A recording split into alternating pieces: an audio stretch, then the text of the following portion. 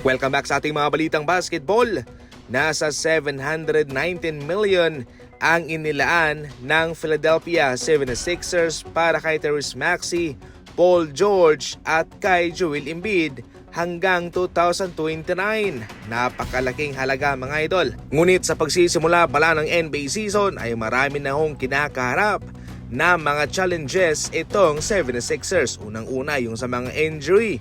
Alam natin nagkaroon ng disaster season itong si Embiid pagkatapos na ginawa na siyang out ngayon.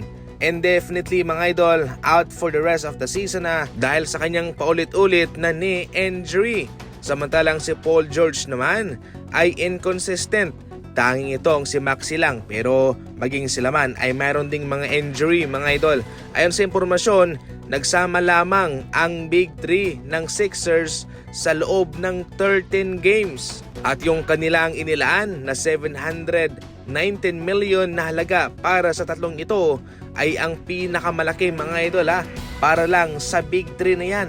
Sa off-season pa lang ay usap-usapan na kung paano ba magiging sakit sa ulo ng Celtics itong Sixers, pero ngayon sila'y kulelat.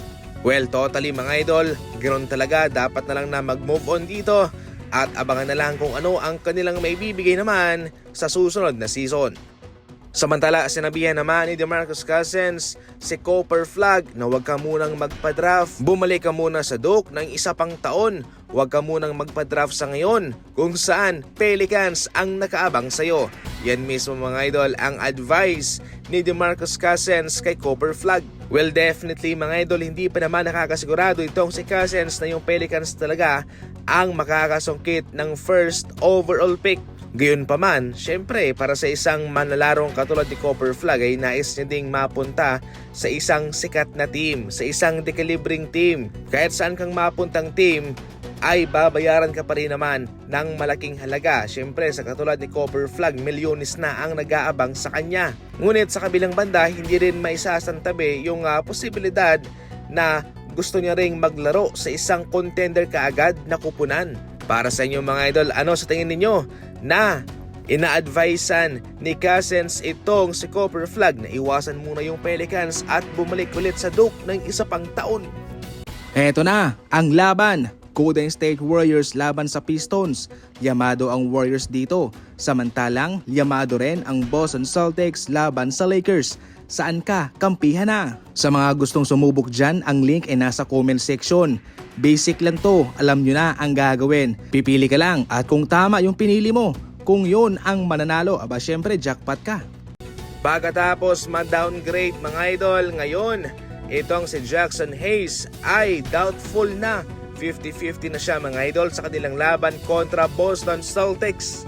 Isa itong magandang balita para sa mga fans ng Los Angeles Lakers sapagkat itong si Jackson Hayes ay maganda ang depensang ipinapakita ngayon sa Los Angeles Lakers at ang depensang iyan ay kanilang kinakailangan sa kanilang laban kontra Boston Celtics.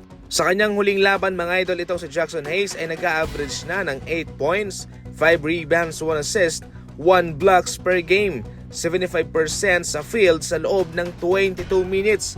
Kahit na hindi man kalakihan mga idol, malaki naman yung kanyang naaambag sa depensa. Ayon sa impormasyon, itong si Jackson Hayes mayroong defensive rating na 102 sa Pebrero pa lang. At yan mga idol ang pinakamataas. Grabe to, na-unlock ni JJ Redick ang kanyang defensive capability. Yan lang muna sa ngayon ng ating mga balitang basketball. Maraming salamat po sa panunood.